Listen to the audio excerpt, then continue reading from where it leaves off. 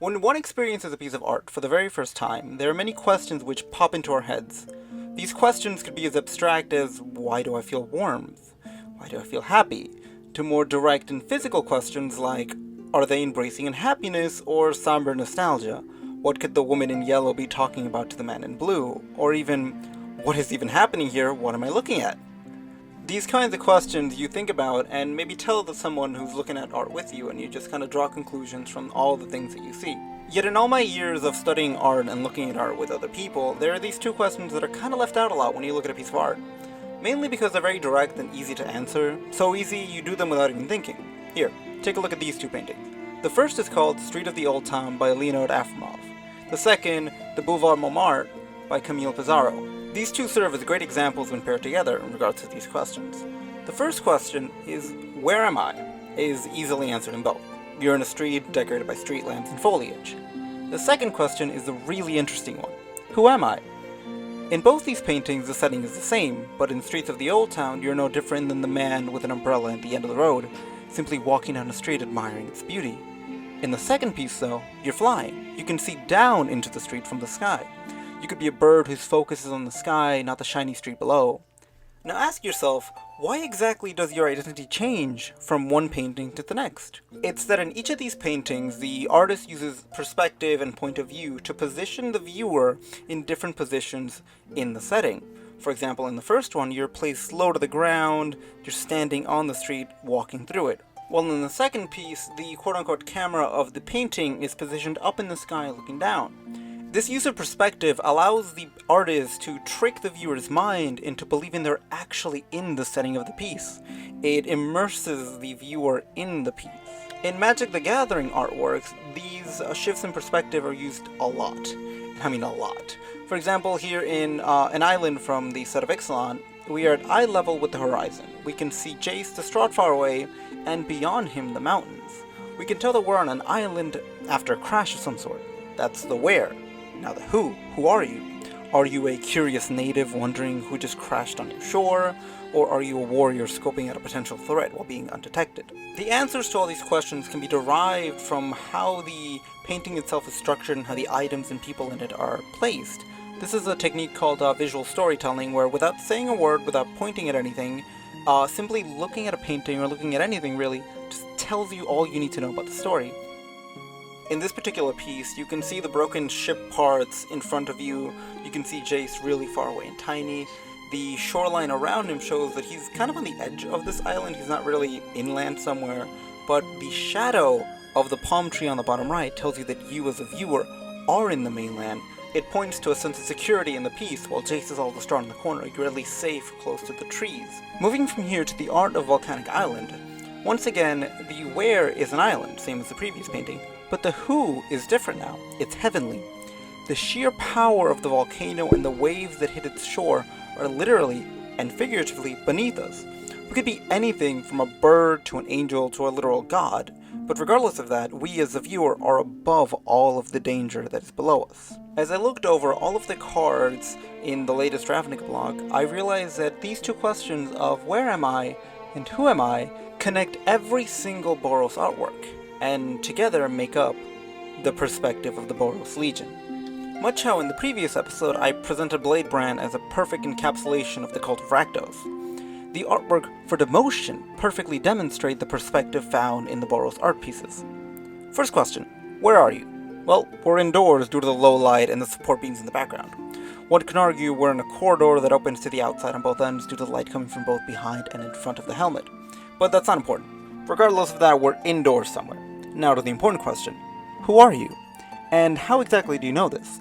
From the title and the context, you can understand that someone has been demoted and expelled from the Boros Legion. Well, is it you? Maybe you are the demoted one handing the uniform to a higher up. But if we take a closer look at the helmet and what's being reflected off it, a bit more of the story is told. On the right is a man on a table, and near the center are at least 3 other people looking at the unarmored man holding the uniform. Because of the position in which we are placed in due to the use of perspective in the piece, we are able to deduce that we are this man's superior. We're not being demoted, we're demoting him. And all this is told without a single face in frame, mirroring the hollow empty helmet at the center of the piece. Now to analyze the rest of the pieces, some context should be placed down to get a better understanding of where we are, in order to answer the two questions. While all of the artworks that we're going to look at are in the city of Ravnica, it's where in relation to the city what changes from piece to piece. Also, we are on the brink of, and then in a war, so most of the characters are either civilians, soldiers, or enemies. Now, let's start. We're going to first look at a pair of paintings, these being Collar the Culprit and Citywide Bust, because they tell a story using nothing but visual storytelling. The Where Am I in both of these paintings are the same. We're standing in a street where a Groll giant is trying to destroy property. Now, as for who we are is the really interesting part. In the first one, we're in the action with the soldiers. Note how many soldiers there are. There are 3, 2 with lances and 1 without. This is really important, you'll see in a second. Now let's study the title of the card, Collar the Culprit. This is not only a title, but an order. Someone is ordering these soldiers to capture the giant, since he hasn't really been captured yet. So now, are we the person giving the order to these soldiers, or are we a fellow soldier following along with them? This is actually answered in the second painting of Citywide Bust.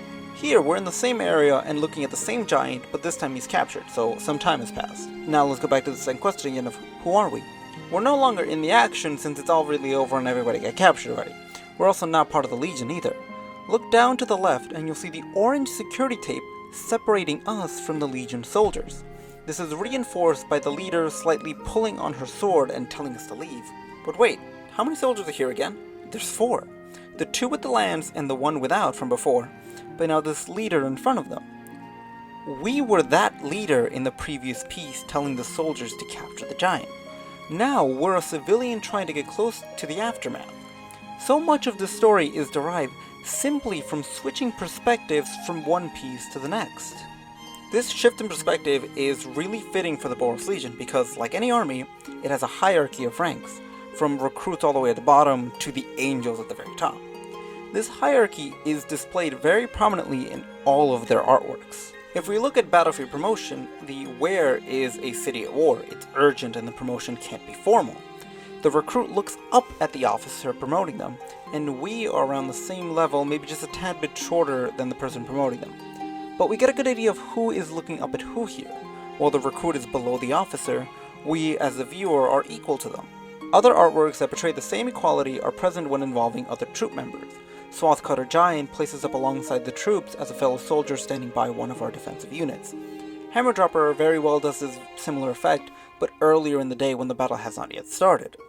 Skynet Legionnaire has us charging forward in formation at the beginning of a battle, and Rally of Wings has us listening to frantic orders as we fight in the sky. Gird for Battle has us rushing and scrambling to join a fight that we clearly weren't ready for. In all these pieces, we are the soldier, and we look beside us to our fellow teammates. The best example of this is Legion Guildmage, who looks directly at us in understanding. Now, let's move up another tier in the Boros Legion into the generals, officers, and sergeants. Here's all of them. Take a look and ask yourself about all of these paintings, what connects them and communicates their rank above you? Figure it out yet? They're all looking down on you from a point of authority. All of them. In the previous grouping of paintings, we were at eye level with the soldiers, communicating with them and fighting alongside them. In these, the point of view has us looking up at the generals. Note how these differ from a high-ranking official from another guild, such as Vraska in her Planeswalker card. While Vraska looks away, the Boros commanders look directly at the camera. This break in the fourth wall doubles down on the point of view mechanics used throughout all of their art. While in other pieces we as the viewers could hide in the crowd, in these, the characters show their power and respect by directly challenging the viewer. Finally, at the top of the chain lie the Angels and the biggest ship in the Boros arsenal, Parhelion II. Just like the previous grouping of cards, we as the viewer look up at the Angels, but there are 2 differences between how the Angels are presented in the Boros Legion and the other lesser beings. These are best shown in the leader of the Boros Legion, Aurelia Exemplar of Justice. Who are we here? We're a soldier in the crowd surrounding her. The first difference is to where she is looking at. Unlike the others, she's not looking directly at us. She looks away at something more important than we are.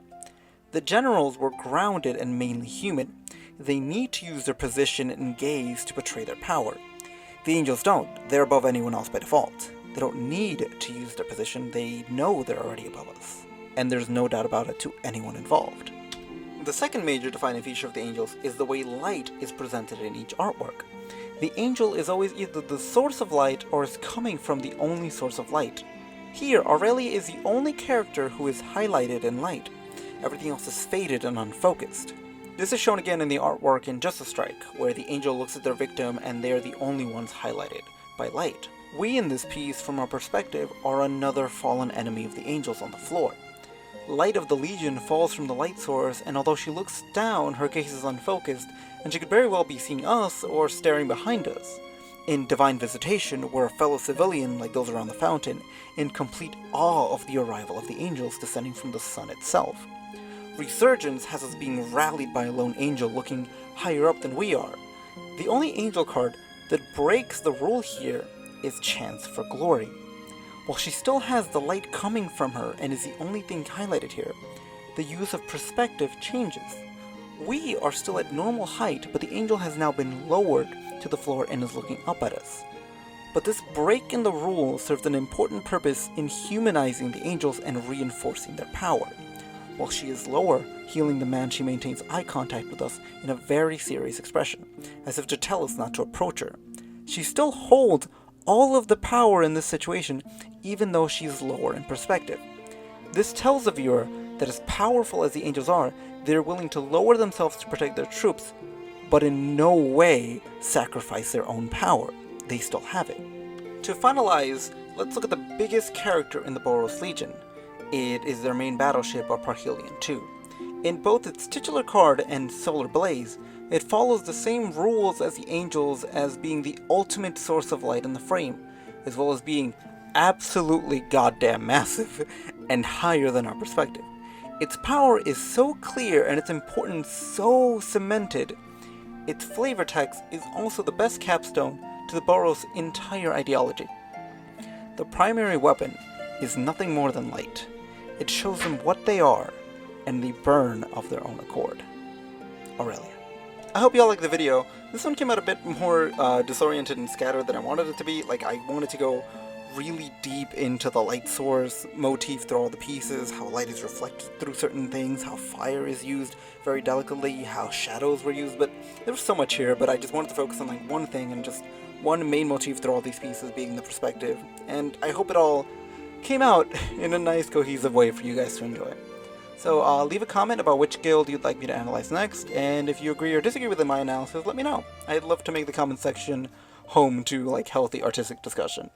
And if I missed anything, let me know too, because I missed a big one in the last video about a particular piece that didn't really fit into the open body language, and somebody in the comments, I don't remember if it was on YouTube or on Reddit, they pointed it out to me and felt really stupid. So if I missed anything, let me know. And see you next time. Hope y'all like it. Okay, before I wrap up, can we please talk about Tadric's artwork? Why is he so shiny? There is no reason for him to be this shiny. He looks like he's made out of literal plastic. I don't understand where the direction of the art came from. Like, I want to take this guy seriously, but I can't. I can't at all. I don't know how to understand this piece in any way, shape, or form. I don't know where the light's coming from. It could be from above. I can't tell. It's too shiny, and I don't get it. And I'm sorry, but I hate this piece. It just looks really tacky, and I dislike it very much so.